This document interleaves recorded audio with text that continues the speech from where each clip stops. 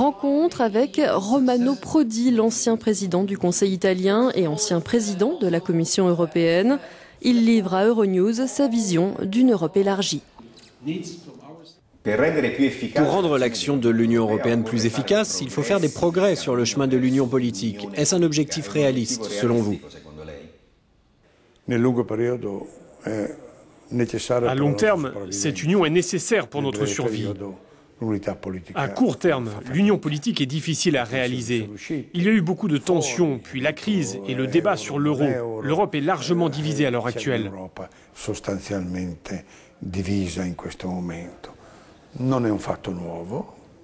Ce n'est pas quelque chose de nouveau. Dans le passé, nous avons eu la politique de la chaise vide de la part de la France, l'un des pays fondateurs de l'Europe. Donc je ne suis pas pessimiste. Cependant, nous devons nous montrer patients et il faut comprendre qu'aucun pays européen n'est assez grand, même pas l'Allemagne, pour jouer seul quelque rôle que ce soit dans cette nouvelle mondialisation qui est si impressionnante. Dans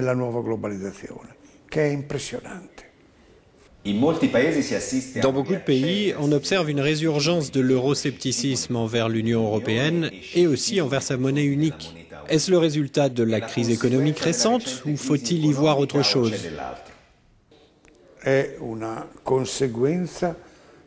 C'est une conséquence que la crise économique récente a mise en lumière. Mais elle découle du fait que lorsque nous avons créé l'euro, nous avons établi des étapes spécifiques comme autant de piliers de défense de l'euro. C'était très clair dans nos discussions. Nous ferions cela, puis cela et enfin cela. Et ensuite est arrivée l'Europe de la peur. Peur de la mondialisation, peur des Chinois, peur même à l'intérieur de l'Europe du plombier polonais. Et à cause de tout cela, nous nous sommes affaiblis. Cette crise a mis en lumière ces faiblesses.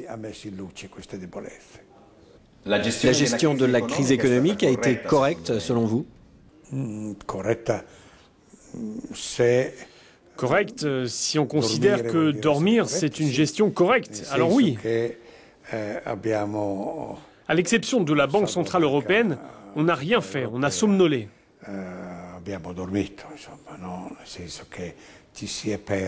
Nous nous sommes perdus dans d'interminables débats techniques, sans s'attarder sur le vrai problème de l'âme de l'Europe, sans se pencher sur ce que nous faisons au niveau mondial. Donc cette politique n'a pas été suffisante, même pour l'aspect technique de la gestion de la crise. C'est-à-dire que lorsque la crise s'est déclarée, elle a touché les États-Unis, mais tout de suite, Obama a sorti 800 milliards de dollars, la Chine 585 milliards. Et l'Europe, elle a mis des années à s'interroger pour savoir si cela valait la peine de mettre quelques dizaines de milliards d'euros. Cela a donc vraiment mis en relief toutes les difficultés politiques que nous devons absolument surpasser et qui ne seront dépassées que lorsque nous sentirons le souffle de la nouvelle mondialisation sur la nuque, quand nous comprendrons qu'au final, nous sommes marginalisés.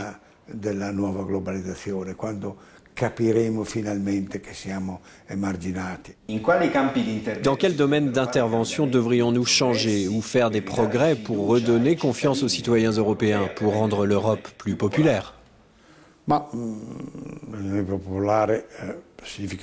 Une Europe populaire signifie d'abord avoir un minimum le sens de la solidarité. Je ne parle pas de charité, je parle de solidarité intéressée et intelligente. Je crois que, par exemple, la politique d'austérité imposée par une vision à court terme ces derniers temps n'a pas du tout aidé l'Allemagne. J'ai fait tous les calculs possibles et imaginables, et j'en viens à la conclusion que l'austérité n'a fait que ralentir la croissance de l'Allemagne à un moment où elle pouvait être extrêmement forte. Mais il faut également comprendre qu'avec 28 pays, vous ne pouvez plus espérer avoir une unanimité sur les décisions. C'est presque un contresens de vouloir prendre des décisions à l'unanimité quand on est 28. Donc, dans ce contexte, il est clair que pour retrouver la confiance des citoyens européens, on doit envoyer le message qu'on arrive à prendre des décisions. On ne doit pas se déchirer sur le premier problème venu seulement parce que nous avons de petites différences. Sinon, cela veut dire que le mode de gouvernance qui a été établi en Europe ne fonctionne pas pour une grande Europe. Che è stata stabilita in Europa non va bene per fare un'Europa grande. Molte grazie, Presidente. Grazie a lei.